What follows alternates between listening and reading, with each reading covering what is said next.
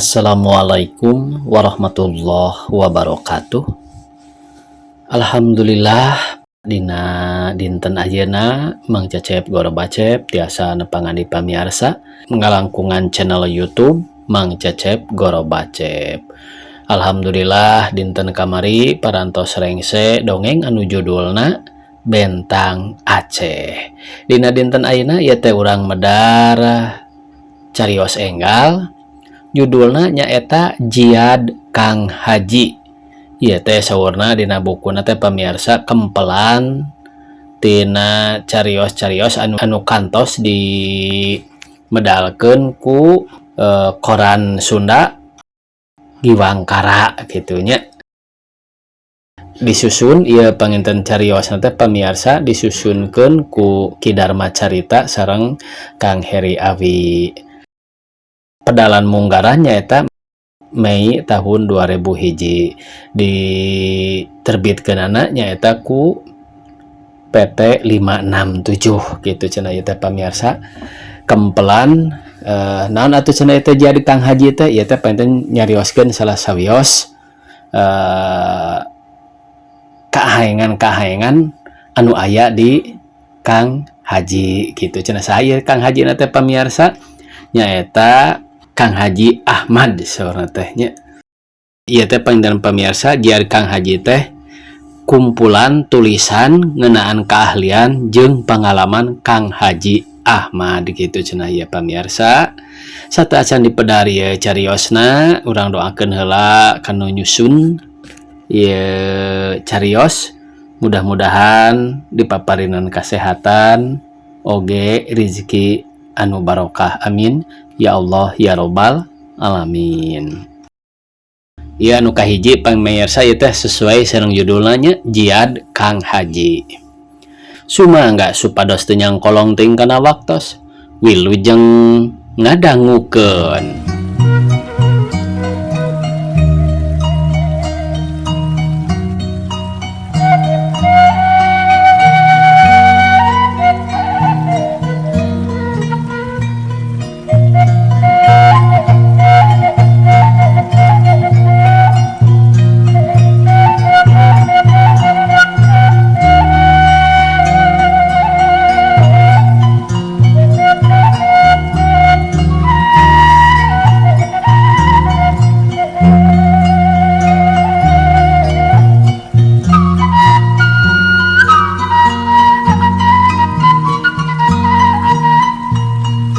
Jenenganana Haji Ahmad pituin urang kulon ngan ayeuna ngadon bubuara di Bandung. Sanajan kakara kepala opat yuswana teh tapi ilmu panemuna boh ilmu lahir anu diluyukeun jeung ilmu kedokteran oge ilmu batin anu ngaliwatan tapa brata matak ngahudang kapanasaran hayang nyaksian prak-prakanana engkoni ngalarapkeun ilmu pangaweruhna. Piraku teu ahaeng atuh da lamun ngubaran nu pasiksak lantaran katabrak ngan ukur dibura wungkul. Basa datang mah nu katabrak teh pada ngarereyang tapi sabada dibura ku Haji Ahmad ih teu sakara-kara jag-jag waringkas sabihara-bihari. Teu pira diburana mah ukur ku cai asak herang tapi hasilna matak aheng nu katabrak teh balikna ngagebay eueuh nu mantuan. Ih ngagandeang bae teu sakara-kara. Ilmu panemu Haji Ahmad kitu teh lain ukur keur ngubaran nu cilaka fisik tapi oge pikeun nu gering batin. Kaharti kitu namah lantaran ilmu nu dipimilikna estu lain menang diajar ti sakola, lain menang ngurihi ti perguruan tinggi, tapi estu menang kudu cileuh kentel pejit nyepi diri ti leuletik puasa ti bubudak ngalap ilmu lain saukur beja. Lamun loba anu darata ngadon menta di ubaran asana geus jadi pagawean sapopoe pikeun Haji Ahmad mah asalna oge panemu anu dipimilik teh pikeun nulung kanu butuh pikeun nalang kanu susah. Malah kungsi aya nu ngahaja datang lin rek uubar tapi rek minta nomor cenah keur SDSB. Tapi kumaha jawab Haji Ahmad? Tong hayang nomor teangan mah nasib diri ta suga nasib teh aya tina nomor teh cenah. Saha ari Haji Ahmad teh Mimiti mah teu percaya kana pangalamanana. Eta kuasa pamohalan tapi sabada dijelaskeun serta ditambahan pangalamanana kuno janten ibuna, kakara percaya puguh bae matak pogot. Haji Ahmad teh asli urang Rangkas Bitung, keur budak nelahna Ahmad bae boga dulur sababaraha urang, tapi diantara ngan Ahmad wungkul sigana nu resep mulungan penemu ingkang rama ngeunaan bag-bagan agama jeung dari gama. Aya bakat tibu budak teu aneh lamun penemu ingkang rama teh ditamplokeun ka manehna.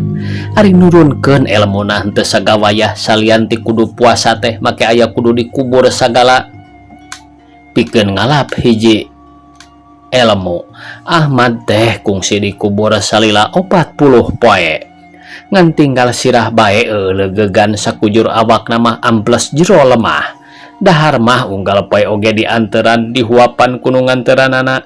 Ngan anehna teh cenah jero 40 poe teh beteu ngarasa hayang kiih atawa miceun. Keur meujeuhna bala kesenteng harita teh di wewengkon Banten mah budak lalaki segede kitu teh keur meujeuhna ngalap kabisa ngelmu panemu bag-bagan kabatinan. Ahmad oge kitu, guguruna oge ka sababaraha urang. Tamat ti ditu leos ka guru nu sejenna, nyati salah saurang guruna teh Ahmad menang ilmu anu dibeuli heula ku dikubur salila 40 poe teh. Dina poe anu geus ditangtukeun bring ka leuweung, deker Ahmad ngalilombang ku sorangan diksaksian ku guruna. Jerona pas semet beheung sup Ahmad asup kana lombang anu pasatangtungeun manehna terus dikubur ku guruna. Sabada di parancahan leos ditinggalkeun. Ahmad gulak-gilak ngan ukur sirahna wungkul sorangan di tengah leuweung bari mapatkeun babacaan nu diturunkeun ku guruna. Ngarasa seber mah aya eta oge kasebut hirup sorangan di tengah leuweung baringan ukur ulag ileug sirah wungkul. Puguh bae batin mah kari pasrah kanu ngayuga. Sedengkeun gogodana, duh lamun jelema kitu-kitu bae mah sigana geus kabur pangacian sapeting oge biheung sapat.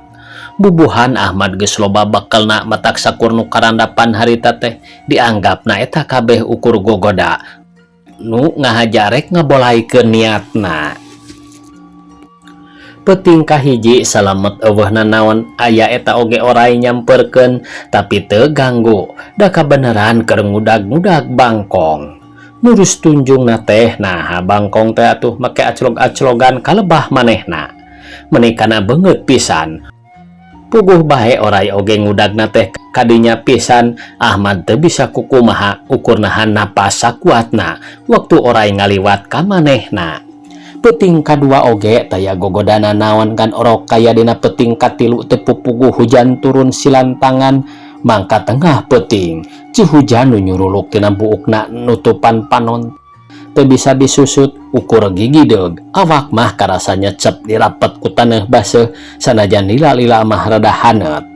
Unggal isuk nu nganteuran dahareun nanyakeun ka Ahmad susuganan aya kajadian aneh tapi ditembal ku Ahmad ukur gigi deug.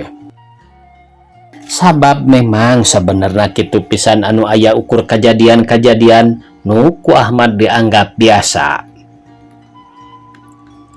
Geus ngaliwatan 30 poe mah gogoda teh kacida pisan rongkahna. Ahmad oge ampir-ampiran batal lamun teu kayang-kayang teuing mah. Geus pasrah eta oge rek paeh rek hirup tinggal kumaha geletuk batuna kecebur caina. Teu rek kitu kumaha sabab dina rarasaanana ka tengah leuweung teh siga aya bulldozer atawa tank waja ngaguruh maju kalebah dirina. Mangkaning anu kitu teh atuh tangkal segede cangkeng oge apan ngan sajurah roh tunggul sakumaha mantang ngulepageuna oge apan ngan ukur sakali nyentok karabut kabeh. Bisa kumahan teuing lamun sirah kageleng atawa kasodok sora teh beuki deukeut kadengena. Babacaan satekah pola munajat karobul ijati babacaan jampe paeh beuki deukeut anu antukna sirah Ahmad sariak kagilas pisan. Rarasaan wungkul eta teh da buktina waktu Ahmad beunta mah bari nempo ka sakurilingna nu aya teh ukur sepi jempling bari sakapeung kadenge sora monyet ti kajauhan. Eta mah rarasaan nu pikasieun sedengkeun nu pikasebelen oge aya, malah lain rarasaan cek Ahmad oge. Eta mah estu bener kajadian. Waktuna tinggal sababaraha poe deui katamat. Hiji poe pabeberang aya budak lalaki nu ngalasuluh teuing kumaha mimitina. Ujug-ujug nyamperkeun manehna cerkiih meneran kana beungeut pisan, rek kagorowok hayang ngambek teu wasa. Bororaah bisa nyarita. Sirah oge ayeuna mah teu bisa diusik-usikeun acan. Aya eta oge pikiran mah ieu teh tangtuna oge ukur gogoda, ukur rasaan wungkul. Tapi barang aya nu mancer kana bibir mah sarta karasa asin kakara ngeuh. Yen eta mah tetela budak anu keur ngalasuluh, teu bisa kukumaha ukur terima bae kana kadar. Gancangna carita Ahmad geus tamat tapana dipapagkeun ku guruna. Waktu diangkat tina lombang teh Ahmad geus teu bisa walakaya, tapi sabada dimandian ku guruna teh bet dadak sakala jag-jag waringkas deui cara sasari. Ti harita Ahmad boga pangabisa bisa ngubaran nu gering fisik atawa nu gering batin, malah bisa maca kahirupan jelema pikahareupeun. Malam Jumaah harita teh kirawan cireureuh budak aya istri ngulamprang kalbah Ahmad dikubur, dituturkeun ku 4 lalaki. Sabada ku kurubutan dinu bala jog-anjog kalbah Ahmad pisan, si horeng eta istri teh guruna Ahmad. Geus meujeuhna hudang jalu, saurna bari nepak sirah Ahmad. Puguh bae reuaseun mah Ahmad oge, sabab harita teh Ahmad geus meh-mehan teu kuat napas acan. Tadi titah 2 kali lalaki anu opatan gewat ngalitaneuh anu nutupan Ahmad, sarta Ahmad na oge diangkat di rereyang, digolerkeun di dataraje anu ngahaja menang mawati lembur. Ingat Ahmad oge di rereyang kitu teh ngan manehna teu bisa walakaya, malah saur guruna oge ulah teuing kadupak awak. Ahmad teh komo lamun kaciwit mah abong lamun teu moletek mah dagingna nu matak digotong make taraje oge. Datang ka lembur lain dibawa ka imah tapi diasupkeun ka masigit, digolerkeun dina palupuh. Urang sinang nginum heula geura ngarah rada jag-jag, saur guru. Bawa ka dieu bekong. Nya dia sinamah ku cai eta bekong teh, tapi hasil gawe guru istri teh pikeun nyadiakeun Ahmad lamun engke hudang tina tatapana. Eta cai teh mangrupa campuran tina cabe, cengek, katuncar anu kabehanana dibebek jadi tipung sarta ditinuh ku air keras. Sabada di parancahan Ahmad dihudangkeun sinang nginum, sanajan bari rada hese teu burung bisa hudang. Rogo cai teh diinum ku Ahmad meningal lagi nepi ka behakna. Teu sakara-kara jag-jag we harita mah kulitna oge eueuh nu boleksek acan. Geus kitu mah Ahmad dititah mandi heula, dititah babarasih. Waktu dititah mandi teh harita geus ngagayuh ka janari rengse-rengse bedug subuh. Da harita oge sarerea bareng salat sarta imamna oge ngahaja sina Ahmad guruna milu tukangeunana. Isukna Ahmad disaur kuno jadi guru sarta dibejaan naon guna ilmu anu geus diagem ku manehna. Ilmu anu geus dipimili ku dia lain keur adigung-adiguna, asa aing teu batur, lain keur pamer, lain keur sohor, tapi estu pikeun nalang kanu susah. Eta ilmu koma kudu dipake pikeun kahadean jelema rea. Suruh guru bari loba deui papatah sejenna. Sanajan karasa ilmu anu geus diagem teh cukup, tapi ujianana can anggeus.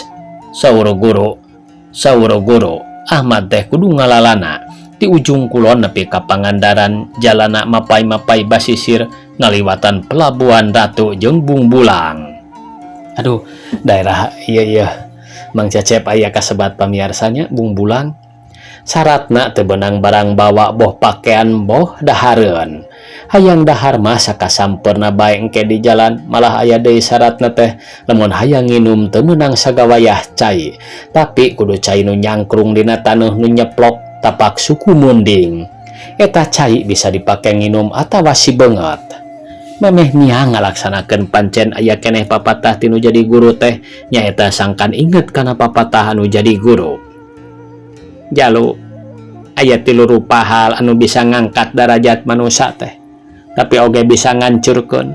Eta tilu hal tehnya eta harta, tahta, jeung wanita.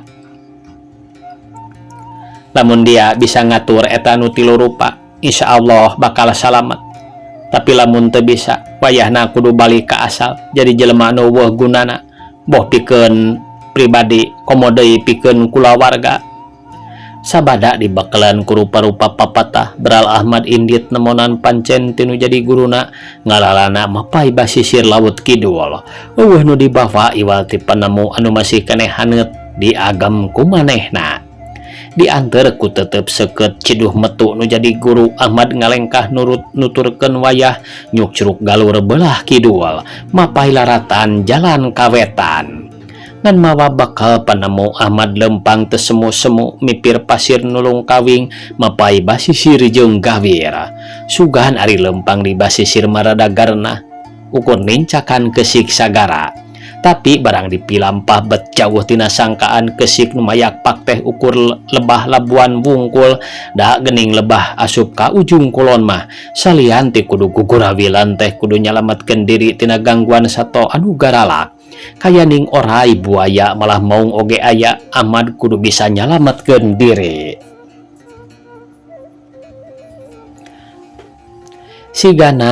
Siga dina hiji poe lebah ujung kulon keur luluncatan bae dina batu anu kasimbuhan ku ombakna laut kidul, teu kanyahoan ti mana jolna.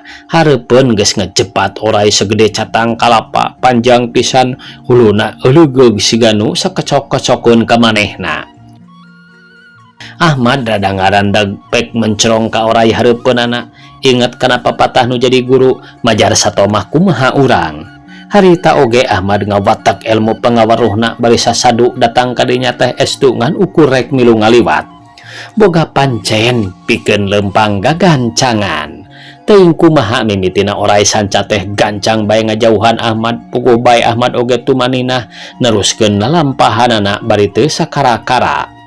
Lamun manehna hayang nginum atawa ngarasa lapar pikeun nutupan hanaangna teh taya deui iwal ti neangan heula tapak munding. Tapi kulantaran eueuh kapaksa neangan tapak banteng anu kabeneran di ujung kulon mah banteng teh rayap keneh. Lamun ngarasa capek Ahmad sok reureuh heula lain ngarareb di imah urang lembur tapi dina tangkal atawa dina catang.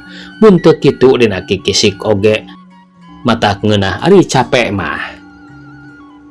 Ari gogoda anu tumiba ka diri Ahmad harita lain bae sarupaning sasatuan garalak atawa kaayaan alam nu hese diajak badami, tapi oge mangrupa jelema nu boga niat jahat. Lamun di tengah jalan Ahmad kungsi dipegat ku begal, eta mah lain gogoda.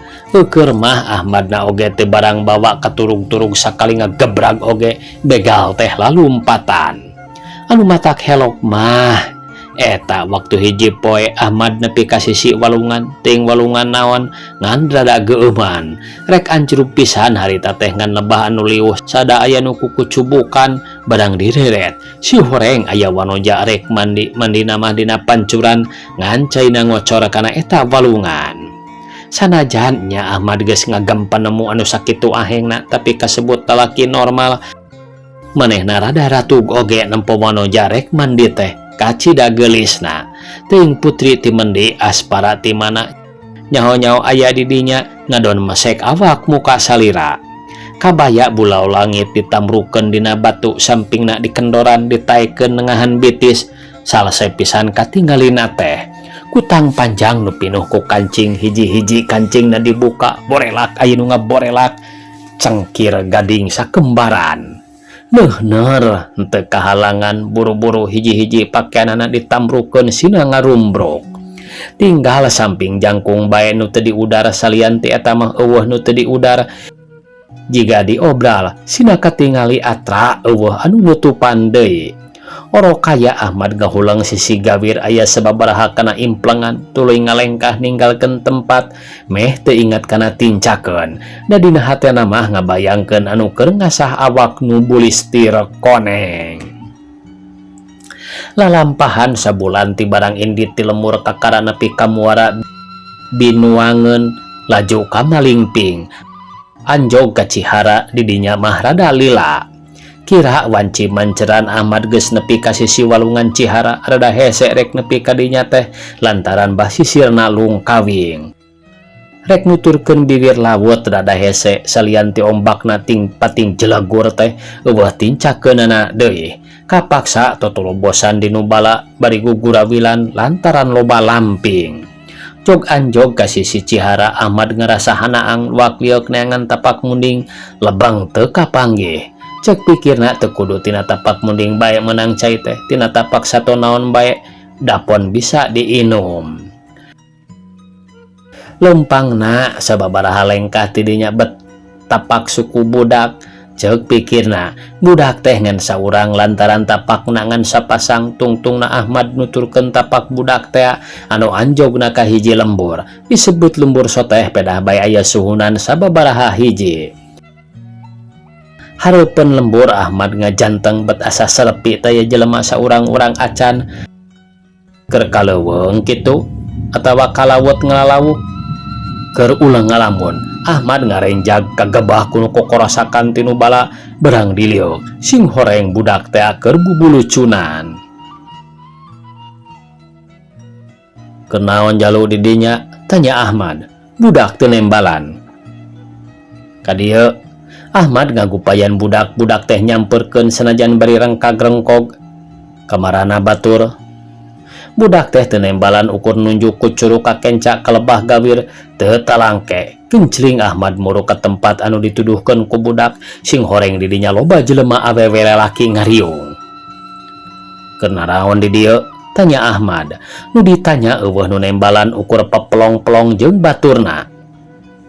Kunaon di darieu? Ahmad nanya sakali deui. Nu rada kolot ngawani-wani maneh cengkat dila neuteup ka Ahmad pokna.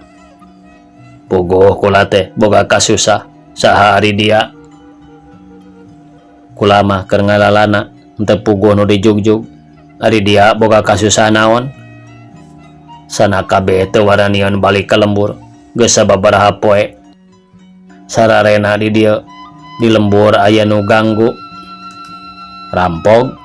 Is lain di kula mah rampog. Naon atuh? Dulur-dulur sarieun rek balik teh aya nu ganggu dedemit. Darak-dak lalaki kolot ngadongengkeun kaayaan di lemburna anu diganggu ku dedemit pangpangna ti peuting. Dedemit teh sok bungkeuleukan. Rupana pikasieun malah sok ganggu sagala nepi ka aya nu geuring lantaran baluas. Ngadenge kitu Ahmad karunyaeun sarta janji arek nulungan poho bae kana hanaang mah lalaki kolot nganteur ka lembur. Tapi sababaraha meter deui ka dinya manehna ngarandag. Geus di dieu bae kula mah nungguan, jig dia bae sorangan cenah. Ahmad nyamperkeun imah nu pangdeketna pek ngajanteng lebah tepasna pisan bari peureum teu lila nya beunta bari ngareret ka lalaki kolot nu nungguan rada anggang. Kadieu cek Ahmad. Lalaki kolot teh geuwat nyamperkeun. Ngaladaun waru sababaraha lambar. Keur naon? Tong loba tatanya, sok bae laksanakeun. Gedig lalaki kolot teh indit teu lila geus jol deui bari mawadaun waru satumpuk. Namani loba-loba teuing. Ngarah teu bolak-balik, jawabna singkat. Yeuh dengekeun. Ieu lembur diganggu ku dua dedemit, nu hiji lalaki, nu hiji deui awewe. Manehna ngarasa betah di dieu, dititah pina oge kalah ngalawan. Duh, kumaha atuh? Dengekeun heula. Kukula rek dipaksa dipindahkeun ke dagoan sapanyeupahan. Kira sapanyeupahan Ahmad lempang ka juru lembur pek cingogo bari babacaan ku lalaki kolot teh mah kacirina. Ahmad garawut taneuh anu ngahunyur ku daun waru teh. Tapi cek Ahmad mah eta teh dedemit teh anu keur sarare dihaja ditenung sina sare heula dipaksa sina pindah ku Ahmad jauh ti dinya dianteur ku kolot teh. Pernahna dina tangkal waru anu daunna diala teh. Geus kitu urang lembur teh baralik deui teu sakara-kara eueuh kajadian naon balik sabihara-bihari. Malah pikeun mulang tarima ka Ahmad manehna diandag sababaraha poe sina cicing di dinya. Gancangna carita Ahmad geus ngalalana deui mapai-mapai basisir laut kidul ti Cihara laju kawetankeun. Pangarangan geus kaliwat bayah geus jauh di tukang pelabuhan Ratu Cidaun nepi ka parigi wewengkon Pangandaran. Waktu nepi kadinya lalampahan teh geus meakeun waktu 2 tahun eta bae da Ahmad sorangan geus teu mangrupa beungeut geus balala ku kumis jeung janggot nu teu dipiara baju ukur kasebutna wungkul buktina mah mangrupa lalamakan anu rapat kana awakna bleg bae siga nu gelo nu matak teu aneh waktu Ahmad nepi ka parigi taya nu malire teh. Atuh Ahmad oge tonggoy bae lempang sangeunahna nuturkeun indung suku mancen tugas tinu jadi guru. Deukeut catang Ahmad deureuh heula geek diuk nyarande kana catang bari mencrong ka tengah laut. Mun harita Ahmad nyaho kana guguritan laut kidul kawasna moal tengah hariring persis pisan kawas nu katingali ku manehna harita. Laut kidul kabeh katinggal ngembat paul kawas dina gambar. Hanjakal kanikmatan Ahmad kaganggu ku sora koceakna budak anu jejeritan gigireunana. Korejat Ahmad hudang nyamperkeun budak nu jejeritan teh. Si horeng budak teh digulung ku orai kolotna teu bisa nulungan da manehna oge sieun dipacok meureun. Harita Ahmad salse pisan nyamperkeun budak sabada babacaan orai teh dicekel huluna bari dipencet buntutna gulusur ditarik tina awak budak teu sakara-kara budak teh salamet teu dipacok sarta oraina dialungkeun kanu bala puguh bae kolot si budak teh nganuhunkeun malah make barang bere sagala ngan ku Ahmad eueuh nu ditarima eta jelema wakca manehna urang Banjar tapi ngumbara di Jakarta jadi pengusaha nu moyan. Di Pangandaran Ahmad neruskeun dalampahan ka Cilacap mipir basisir anu rumpil nambahan seukeut penemu lantaran dipake ngayonan nu tumiba ka dirina. Contona waktu Ahmad ka Karamiang ninggalkeun Pangandaran harita teh isu keneh pisan lempang mapai basisir tapakna ngembat sawareh leungit ka sapuku lama keur jongjon ngalengkah teu katempo ti tadina ujug-ujug seak aya lambak nyammer ngan sakirat Ahmad geus aya di tengah laut kekerlopan. Sanajan dina kaayaan kitu Ahmad ngarasa yakin eta teh hiji cocoba keur manehna nggoning namatkeun panemu nu keur dialapna. Manehna oge percaya guruna moal jauh ti manehna nu matak sabada nyambat ngaran guruna teh terus babacaan. Teu sakara-kara ombak teh leler bari teuing kumaha mimitina Ahmad geus aya deui di basisir. Geus kitu mah dirina ngarasa yakin salian ditang tayungan ku Allah teh tetela elmuna beuki nyerap.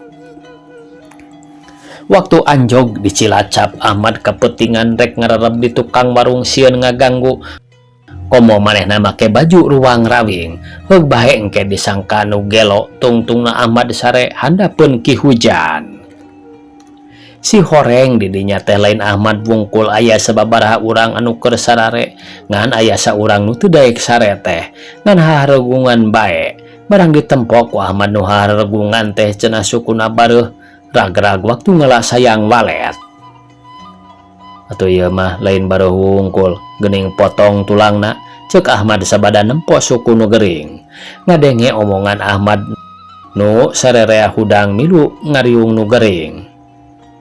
Iraha ieu teh kajadianana. Aduh, mangkukna rek ka rumah sakit teh bisa pugoh waragadna. Salah saurang nembal. Nah, bet aya di darieu. Da lain urang di kuring mah urang jauh. Heug, keun bae jauh mah. Urang ngubaran atuh ku kuring nu gering tehnya. Kumaha ngubaranana? Kumaha kuring bae, sok minta cai herang atuh ka warung, sugan muka keneh. Nu dititah geuning indit sarta teu lila geus datang deui marab bari mawaci asak herang sagelas, pek dibikeun ka Ahmad. Bari nyekel gelas dengan Ahmad nu hiji deui ngaragama nyampa suku nu gering tapi kakara oge antal nu gering teh ngajiriet manten. Aduh cenah cicing atuh ari hayang cager mah da moal kumaha. Ahmad babacaan sakedeung bari peureum nu araya kabeh mencrong bari taya nu nyarita angin ti laut ngagelebug nembakan ukur ngariung. Ari rek digawe teh sasadu heula tuh. Da naon-naon oge aya nu bogana, ceuk Ahmad nyelang nyarita. Mariung ting daringeh. Lalaunan nu gering ngalampengkeun sukuna nu potong meni nyengir-nyengir bae bakat mingku nyeri. Geus merenah suku dilempengkeun nu gering teh ngalempreh. Ahmad nempok kalebah sukuna nu bareuh terus ditiup. Ceuk nu gering, waktu ditiup teh karasa tiis meni nyecep padahal sukuna teh harita panas barinya nyautan. Waktosna kabujeng se pamirsa sakitu anu tiasa kapihatur. Wassalamualaikum warahmatullahi wabarakatuh.